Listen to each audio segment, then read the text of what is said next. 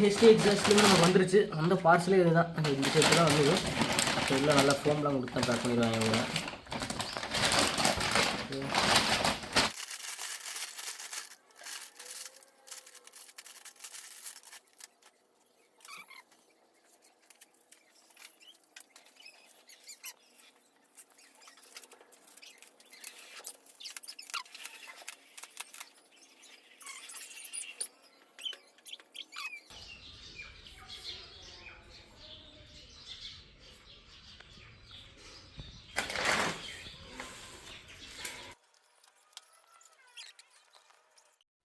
So guys from HD exhaust நம்ம வந்து graph ரயில் வந்து வாங்கியிருந்தோம். ஸோ அதை பிரிச்சதை வந்து பார்த்துருப்பீங்க. ஸோ இது வந்து இப்போ அடுத்து மாட்டது எப்படின்னு பார்த்துருவோம். ஸோ இது ரெண்டும் ஃப்ரண்ட்டில் மாட்ட போகிறோம். இது வந்து ரியருக்கு வரும்.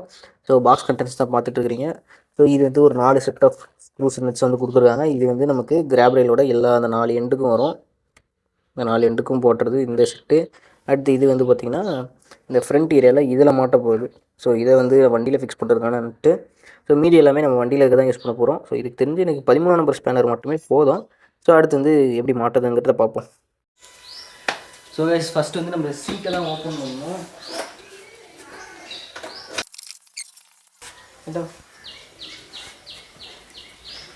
ஸோ கைஸ் அடுத்து நம்ம கழட்ட போகிறது இந்த 4 போல்ட்டை ஃபஸ்ட்டு கழட்டணும். என்ன வழி 11 பாஸ் பண்ணுறோம். இந்த கைஸ் 13 இல்லை 10 தான் வண்டியில் இருக்க ஸ்க்ரூஸ்லாம்.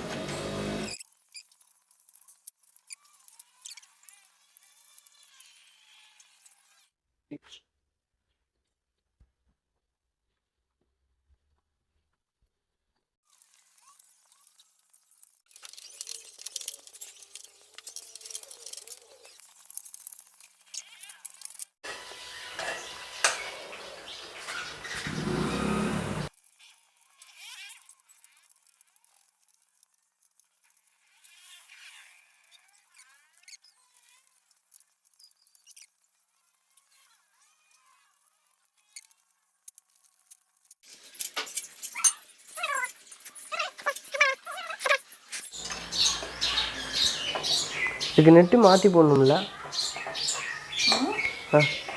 அந்த 4 நெட்டு எதுக்கு கொடுத்தாங்க? 4 நெட்டு ரேபிள் ஃபிக்ஸ் பண்ணுறதுல.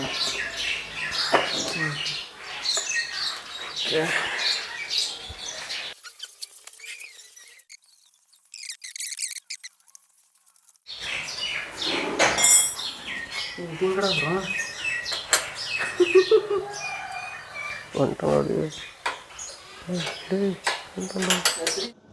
கைஸ் ஒரு தீய சக்தி குறுக்கிட்டனால எங்களால் ரெக்கார்டிங் கன்டினியூ பண்ண முடியல. ஸோ நான் கையில் வச்சுருக்க அந்த பீஸை வந்து வைக்காமலே 4 நட்டையும் போட்டேன். அந்த 4 நட்டையும் கழட்டிட்டு அந்த பீஸையும் வச்சுட்டு அதுக்கப்புறம் வந்து அந்த டெயில் லைட்டோட ஒரு செட்டு வரும் பார்த்தீங்களா, அந்த செட்டை மேலே வச்சுருக்கேன்.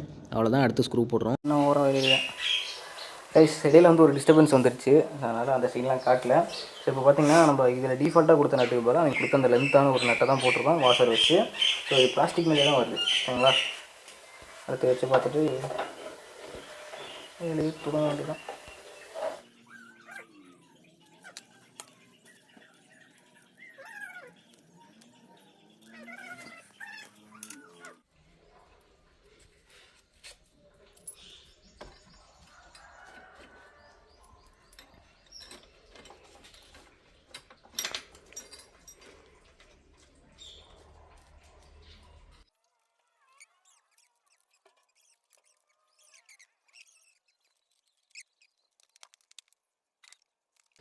இது ஒன்று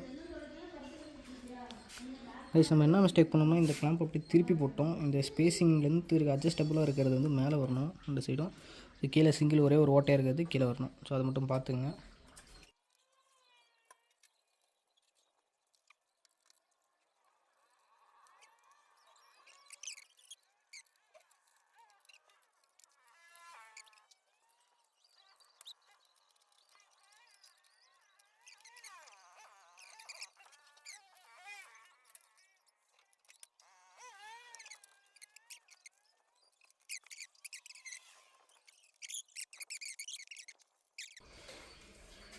அடியில் 4 ஸ்க்ரூ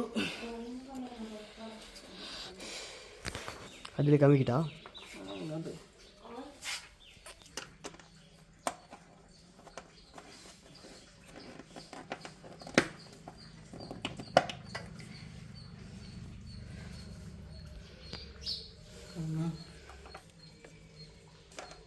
ஸ்டார் ஒன்றா இருக்குது.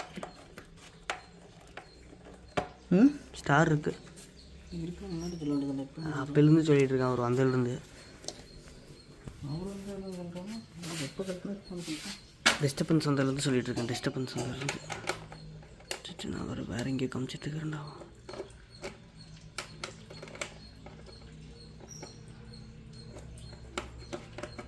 கைஸ் ஃபைனல் ஷாட் எல்லாம் நல்லா ஃபிட் ஆகிடுச்சு. முடிஞ்சால் இதுக்கு வந்து நான் பிளாக் கலர் பெயிண்ட்டு வச்சுருக்கேன். அது அப்புறமா பிளாக் கலர் அடிச்சிடலாம் அப்படின்ட்டு இருக்கேன். ஸோ இது மேட் பிளாக் எல்லாமே பிளாக் இருந்தால் கொஞ்சம் கரெக்டாக இருக்கும். ஓகேவா? ஸோ அதெல்லாம் பார்த்துங்க. இது மேலே உங்களுக்கு எதாவது டவுட் இருந்தால் கமெண்ட் செக்ஷனில் கேளுங்க. ஸோ பைப் ஏதாவது பெண்டாக இருந்துச்சுன்னா நீங்களே கையில் சும்மா வளைக்கலாம். ஸோ இந்த பைப்பை அதாவது இந்த மொத்த ஹோல் செட்டை வளைக்கிறது ஈஸி, இந்த சின்ன கிளாம்பெலாம் வளைக்கிறது கஷ்டம். அதனால் அதை ட்ரை பண்ணுறதுக்கு கரெக்டாக எதாவது வளைங்க. அந்தளவுக்கு எதுவும் வளைக்கிறது தேவை இருக்காதுன்னு நினைக்கிறேன். ஏன்னா நம்ம திருப்பி போட்டனால தான் நான் வளைச்சிட்டு கிடந்தேன். அப்புறம் மறுபடியும் அதை சரி பண்ணிட்டு வளைச்செல்லாம் நிமித்திட்டேன். ஸோ கரெக்டாக தான் இருக்குது. ஸோ நீங்கள் அந்த கிளாம்பை மட்டும் பார்த்துங்க. அந்த அட்ஜஸ்ட்மெண்ட்டு கிளாம்பில் அந்த சின்ன கிளாம்பில் அட்ஜஸ்ட்மெண்ட் வரது மேலே வரணும். அதுக்கப்புறம் இந்த பைப்லேயே நமக்கு அட்ஜஸ்ட்மெண்ட்லாம் கொடுத்துருக்காங்க. அப்படிங்கும்போது அந்த கிளாம்பில் அட்ஜஸ்ட்மெண்ட் தேவையில்லை. அந்த கிளாம்பில் ரவுண்டு ஓட்டுறது மட்டும் இங்கே வந்தால் போதும், கரெக்டாக இருக்கும். அதை மட்டும் பார்த்துட்டு போட்டுங்க. போடும்போது இந்த ஹெட்லைட்டோட இந்த பின்னாடி டெய்ல் லைட்டோட ஒயர் வந்து இந்த வழியாக தான் வரும். அப்படி வரும்போது நீங்கள் கழட்டின இந்த நெட்டு வந்து அந்த ஒயர்கிட்ட வர மாதிரி இருக்கும். ஸோ அதை பார்த்து ஒயரை கரெக்டாக ரவுட் பண்ணி அதுக்கப்புறம் அந்த ஸ்க்ரூஸ்லாம் போடுங்க.